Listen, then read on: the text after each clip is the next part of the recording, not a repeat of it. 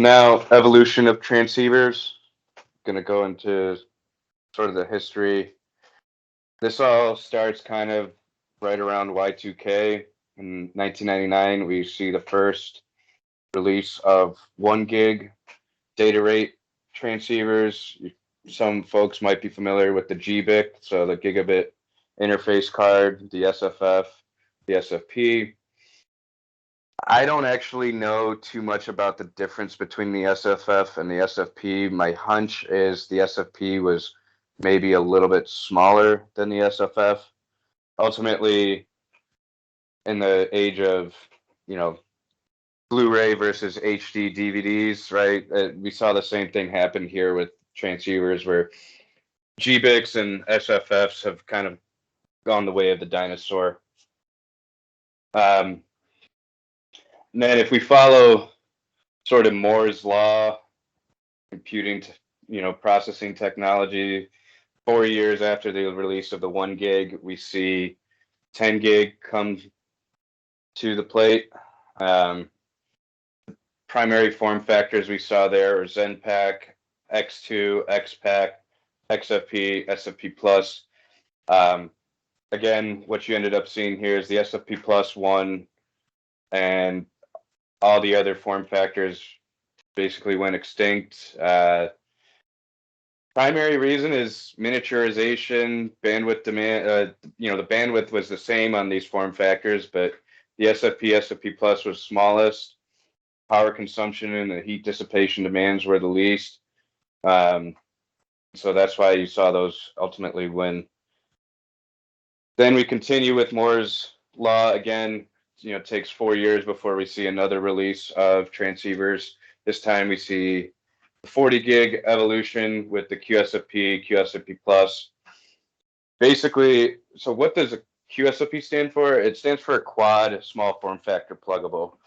So some ways it could be almost interpreted as like a mad scientist's idea, because basically all the manufacturers did was like, well, why don't we try to cram 4 SFPs into 1 SFP and try to go that way? And so they did, and that's basically what you see inside of a QSFP is 4 SFP pluses all crammed into 1 metal case.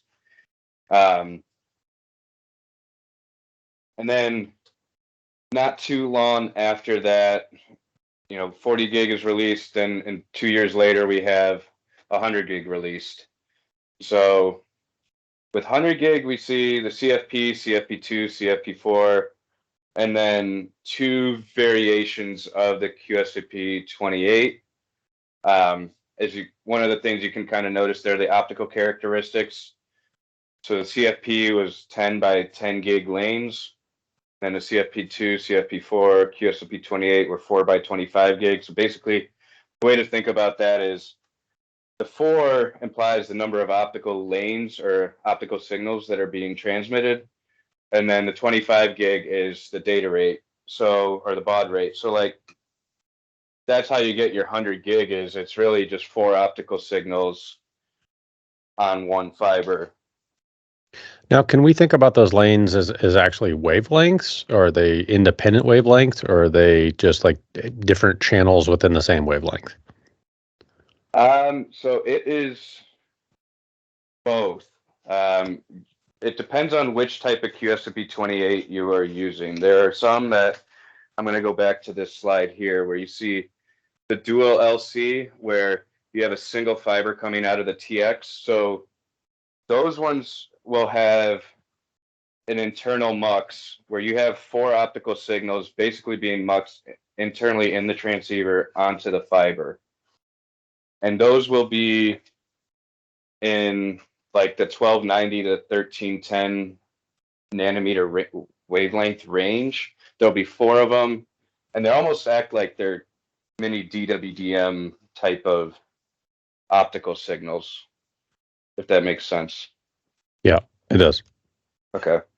But then there's another type of QSFP 28 where they utilize the MPO12 type of connector or optical port. And so that one if you're using, let's say, a single mode fiber, those QSFP28s are what we refer to as parallel single mode, because you've got 4 physical fibers that are running parallel to each other that are all transmitting a 1310 nanometer wavelength.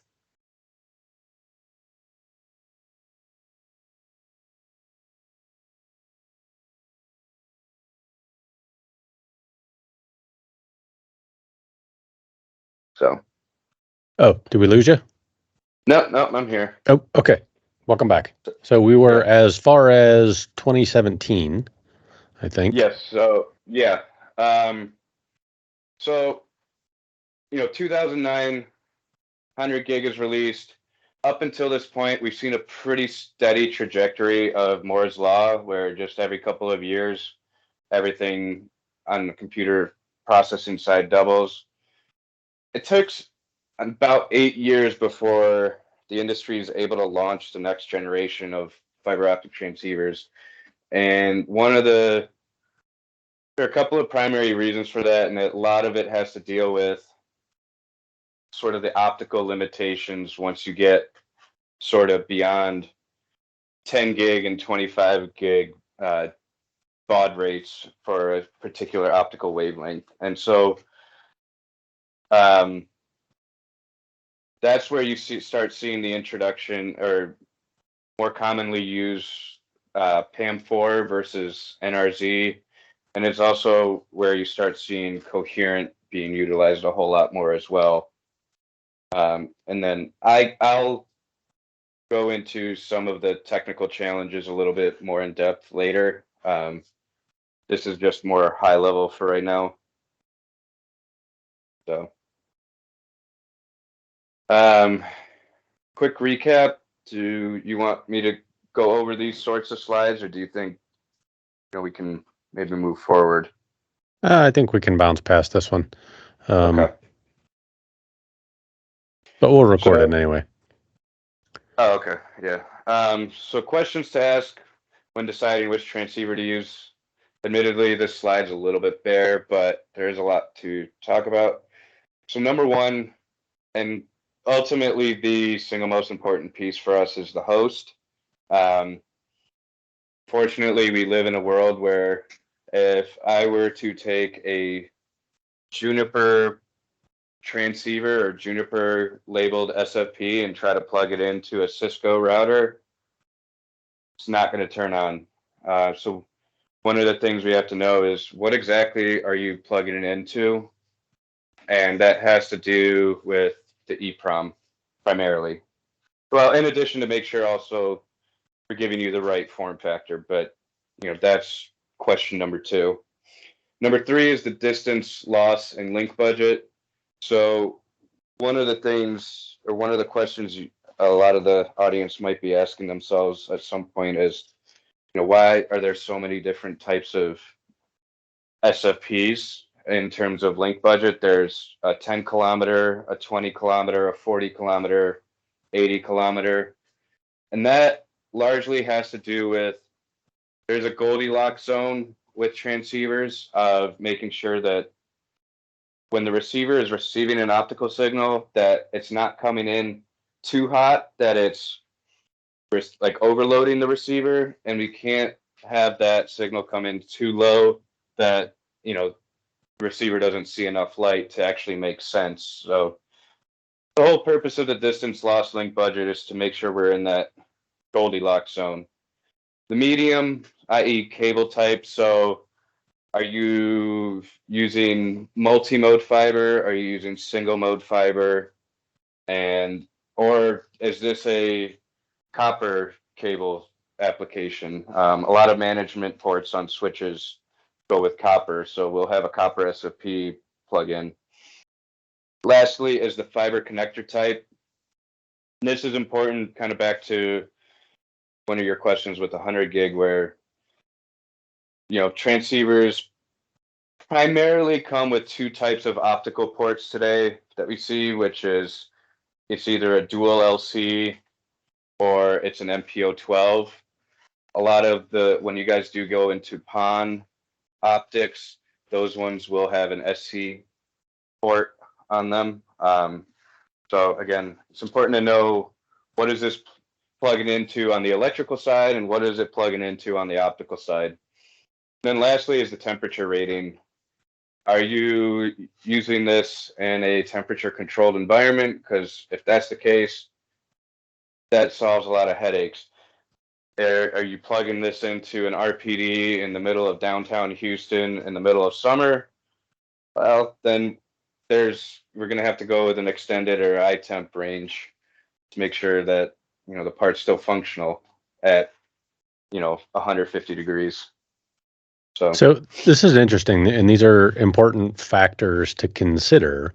So the decision on which optics to use in which scenario, in a lot of cases, is determined by the designers, right? Or the folks that are designing the network, and then they'll obviously have a list of options of what to put where.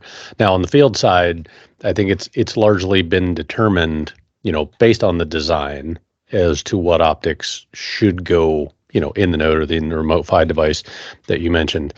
For the outside application that's not in the controlled environment versus what optics go in the head end, which is fixed temperature and humidity. So very important. But from the field side, it's important to understand what the process is of determining the right optic for that application. But it's also then important to understand when you're swapping one, let's say there is a failure for whatever reason, that it's important to put the same optic back in.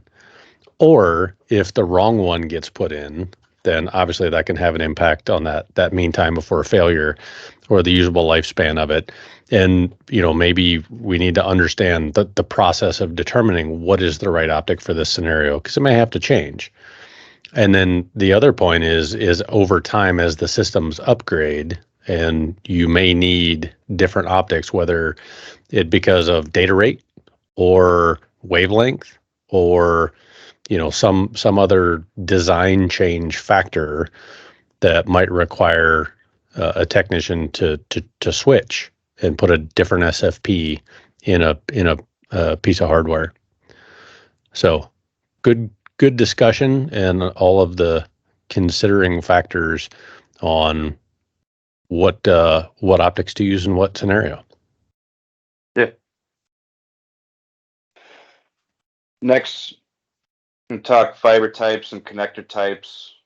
Kind of go a little bit as to why it's important. So introduce the MPO12 and the dual LC. Again, so MPO12, it's kind of weird. It's a 12 fiber connector. It's a 12 fiber cable. Only 8 fibers are actually used. The middle 4 just kind of don't exist really, or are used at all. Built-in spares just to keep the siblings apart from each other. Right. So then some of the higher data rates, you'll see MPO 16, and I have the SN connector put together there. That's very similar to the MDC connector that Comcast uses. Off the top of my head, I can't remember the physical differences between the two, but basically both have a concept of trying to squish in as many dual LC connectors in a given space as much as possible. The next thing I wanted to touch on was the UPC and APC. That's very important to understand what's your fiber connector? Is it UPC, APC, and then your SFP, is it UPC, APC? Because you have to match them on both sides. So UPC, short for ultra physical contact. That's where the optical lens of the SFP and the optical connector meet at basically a 90-degree angle, kind of like you see in the diagram there. Issue you have with this sort of design is when the light signal comes through, there's a very tiny little air gap, almost can't even measure it, between the lens and the connector. And that air gap creates a lot of reflection. And it basically takes that signal and returns it back on itself.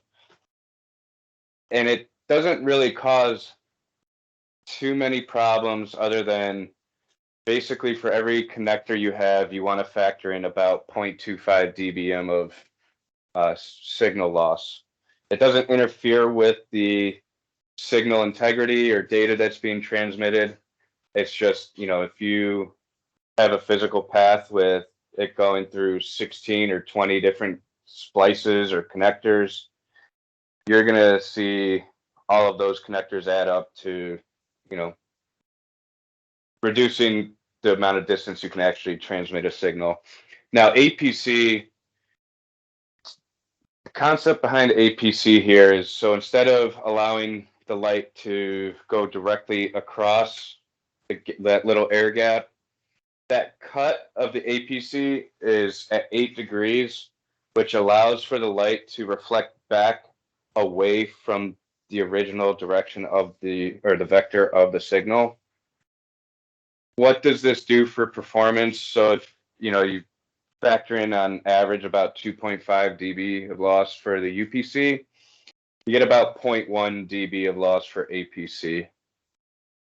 So this is fascinating to me, and I think to some others in our audience, because when we talk about particularly cable plants, right? We have the HFC networks, the hybrid fiber coax networks, and there is similarities here to coax, right? In impedance mismatches, because as we're propagating signals, whether they be optical or electrical, through either fiber or coax, there are transitions between devices, whether it's from a piece of coax into a connector, into a passive or an amplifier device, or in fiber from a connector to another connector. And it's fascinating to me too, by the way, to say that you have, this optical signal inside of a piece of fiber that has to leave the fiber, transit over an air gap, albeit a very, very small one, and then into the next piece of fiber. So that is actually a transition. It just happens in a very, very small space. But it's actually similar to, going from one piece of coax through a connector into another piece of coax of some sort. It's similar to an impedance mismatch in coax, but it's a transition either through a UPC or an APC or other connector type in the optical signals. And so in the coaxial space, we talk about the reflection of signals back into the coax that can create standing waves and other things.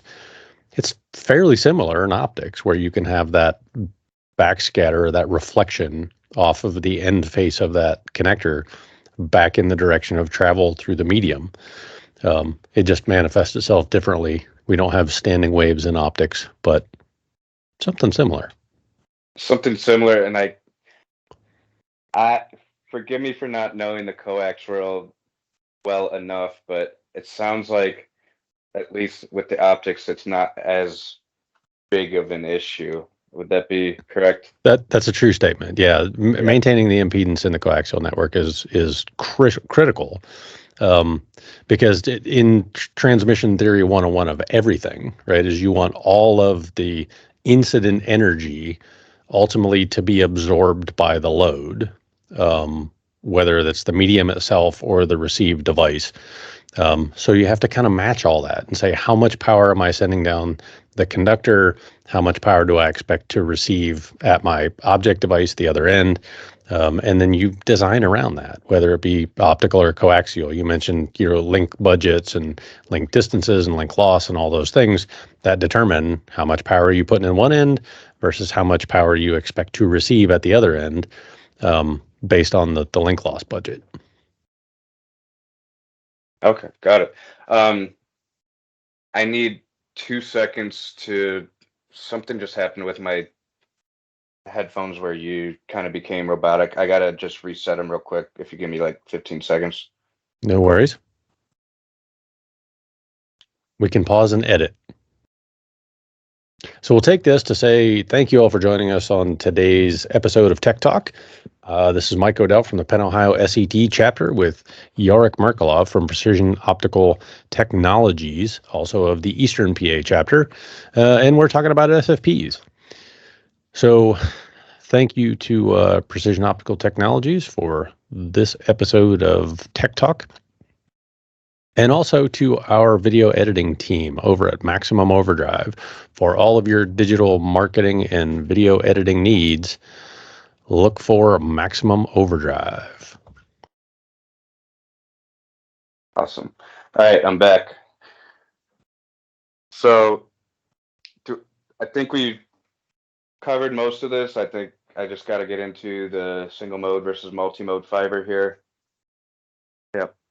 So primarily what you're going to see out in the field is going to be single mode fiber, and even most of that is all pretty well standardized. So if you see yellow fiber, you can pretty much know that that's single mode. Then you have this other type of fiber called multi-mode fiber. And so this little diagram, but below the two images of those fibers, it's a cross section of the fiber themselves. And so right there, kind of in the middle, in that black piece, that's your core. So that's your actual glass. Then you've got the cladding, which is kind of your reflective material, which is highlighted in red. And then beyond that is the jacket sheath, the Kevlar, that's, keeping the glass and the cladding protected.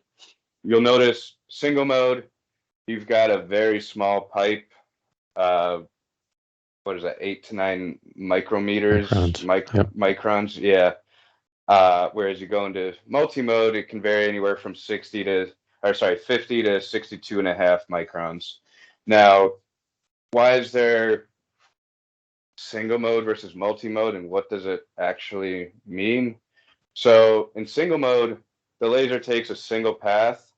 Multi-mode, every pulse, every optical signal can take a completely different path, and how it just scatters through the fiber. Another analogy I like to use too sometimes is like single mode fiber helps us push optical signals a lot farther. The analogy I like to use is a water pipe. If you've got a gallon of water going down a single mode fiber pipe versus one that's a multi-mode fiber pipe, which one are you going to be able to push water down the furthest? It's going to be the single mode, because it's smaller volume, but if you've got the same amount of water being pumped into both, you're ultimately going to be able to get the water further. Does that make sense? Yeah, it does. And to that end, I think most of the applications from our field technicians will see predominantly single mode fibers, outside the building, on the pole lines and underground, out to the edge or to the customer. Where, to your point, the multi-mode fibers are typically more of an indoor application, for shorter distances to transmit, larger amounts of data, but not as far. Yeah. So like, put in perspective, I think with 10 gig data rate running OM3 fiber, that's multi-mode, you're getting maybe a maximum of about 300 meters. 10 gig doing single mode fiber, you can get to 80 kilometers. Yeah. Much different in distance. Yeah.